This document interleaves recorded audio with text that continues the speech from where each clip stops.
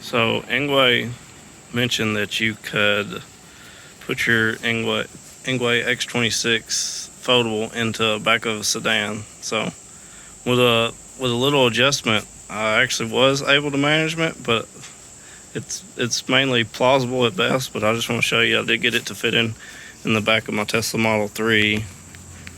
So I actually took out both batteries, so you can see, so like that, and I loosened the handlebars just to tilt it back to where I'd get a little bit less height out of it, so I could put it in. And you also can tell I took off the front wheel, because there's no way I was getting that in there with the wheel, because it's just the front wheel is a little bit, makes it taller than the back wheel when it's folded up, so it's not really the best manageable. But see that I didn't have to adjust any other pedals or anything, so I don't know if I'll move this that often like that. You can see like the little attachment is just going to dangle right there, so I think it's pretty in there secure where I shouldn't have to worry about it going back or anything.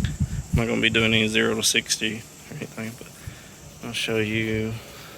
I got the seats down, and there's the front tire. It's a little dirty, but saying I don't know how, if I'm going to do it like this, just because I don't have a seat protector or anything. And here's the 2 batteries I just took off and set them right there. So there's the secondary battery. See, if you haven't seen the watt hours yet. And there's the main battery with the seat post.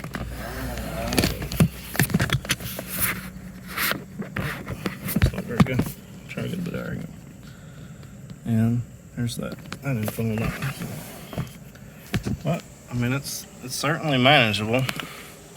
Just takes a little bit more effort than just a normal foldable bike, just throwing it in there and going. But if you want to take your Engwe X26, it's certainly possible.